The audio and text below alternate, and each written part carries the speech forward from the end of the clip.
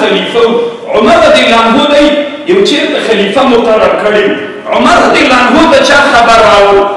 کله چې سړی په عہده باندې راسي مشر مقرر سي نو هغه بیا دا خوښوي چې ښې پردې مې دي وي ښه کوټه مې دي وي او رعیت تېر میر سي نو عمر رضی الله عنه خبر سو چې د مجاشع ابن مسعود چې صحابي ده رضی الله عنه د ده ښځې خپلې کوټې ته ډېرې پردې جوړې کړي دي عمر رضی الله عنه خط ورته ولیکه من امیر المؤمنین عمر ابن الخطاب الى مجاشع ابن مسعود اما بعد وی د ما خط چې درغی د تا کور ته چې څومره پردې جوړې کړي دي ښځې دي زائلې پردې او هغه پردې وي چې ضرورت وي هغه برودت او حرارت دفع کوي له هغې نه زیات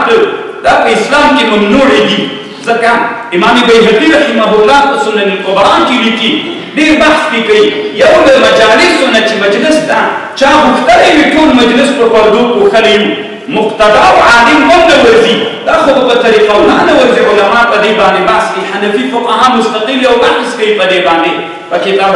کتاب الکراهیت کې نو دا مجاشع ابن مسعود ته چې خط ولیکه چې د تا ښځې پردې جوړې کړي ټوله کوټې د بیت الله جوړه کړې ټوله کوټه په پردو باندې پوښل دا د بیت الله خصوصیت ده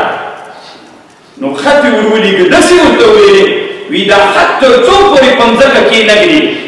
چې تر څو پورې د دا د ما امر تعمیل کړی نه وي ځکه اطاعت د اولو الامر واجب ده بیا هم د وزارت کارکونان کو ټول افغانانو ته وایم لله الحمد دا هغه عمرا دي چې اطاعت واجب ده د اصول فقه علماو رایه ده که چېرته یو امیر د مسلمانانو په یو مباح امر باندې امر وکړ نو هغه امر که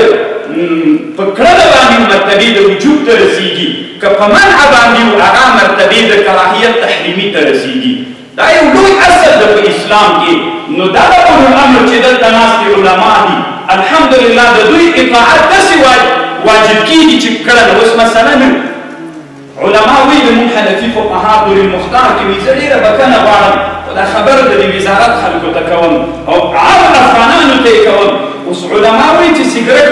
حرام دي که مکروه دي که څنګه دي د دور المختار ملا پرې بحث کوي بیا وایي زه مباح د حرمت دپاره دی دلایل وایي زه ومنو چې مباح دي خو هغه زمانه کې د عثماني خلافت اولو الامر په دې باندې فتوا کړې ده چې منع دي وي نو چې د اولو الامر اطاعت راغی نو مکروه یې وبلل کراهیت تحریمي ته ورسېدل انور شاه کشمیري صاحب په فیض الباري کې دا بل مثال وایي اوس د استسقا مونځ به موږ مثلا مباح وبلو زه د استسقا مونځ مباح شو خو اولو الامر چې په کړنه باندې امر وکړ دا مرتبې د وجوب ته رسېږي که چا ونه کړو ګناهګار ده ځکه د واجبه په نه کړنه باندې عقاب ده عذاب ده انور شاه کشمیري صاحب فیض الباري کې بیا دا مثال راوړی نو اطاعت د اولو الامر واجب ده عمر صاحب ورته ویلې خط په مځکه کې نه ږدي تر څو پورې چې د ما تعمیل ونه کړي لکه مجاشع ابن مسعود مجلس کې ناست ده خط چې ورته راغی د مجلس ګډونوال پوه شول چې داسې یو خط ورته راغلی چې دی خواغلی شو پرې باندې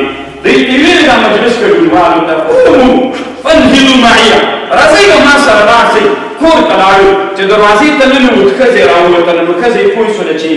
غوسه ده ولا چې دا سړی خو ورته ویلې څنګ ته سیه نو چې څنګ ته سو مجاشع ابن مسعود رضی الله عنه هغه ملګري صحابه هغه څوک چې د قومندې لاندې دي او د والي د ولایت لاندې کسان دي خط لاس کې نیولی د اولو الامر خط مشوکوي او ځاړي هغه پردې چې دلته زائدې وې هغه یې ټولې وشکولې راویې ګرځولې او بیا عمر صاحب ته خبر ورولېږه نو الحمدلله اول خو مشران به انشاءالله داسې نه کوي چې مثلا دوی ټولې کوټې پردې وي ځانونو ته یې دومره غټې بخاري لګولي چې بیخي په ژمي کې هېڅ تکلیف ورته ونیسي او ملت مولي په خیمو کې وخت تېروي انشاءالله د تېر نظام غوندې به نه وي علما دې الحمدلله د ملنګانو په شکل باندې ما اکثره دوی نه ولیدلي نو یعنی ما خامخ مې نه ولیدلي پکې نو یعنی الحمدلله د رسول الله صلی الله علیه وسلم حدیث ده چې د الله د ولي یوه علامه دا ده بدون د مبالغې نه که څوک یې مني که یې نه مني والله دا رښتیا دی یو حقیقت ده که څوک یې مني که یې نه مني داسې خلک دي چې سړي سره مخامخ شي سړي ته زړه ورولي خو خصوصا مولا عبدالغني برادر حفظه الله یعنی دا مې د زړه ارمانو چې لیدنه ورسره وکړمه الحمدلله هغه آثار د ملنګي پکې په ټولو کې خو د ملنګي رښتوني آثار پکې ول الحمدلله الله پاک مونږ شکر ادا کوو چې داسې مشران دې مونږ ته راکړي ټول عمر یې د اسلام د دین په دفاع باندې په زندانونو کې تېر کړي دي هغه څوک چې نارې به یې وهلې چې پردي او فلان دي فلان دي شیخ صاحب الحمدلله ازبک په قوم باندې دا بل شیخ صاحب چې د افغانستان د اسلامي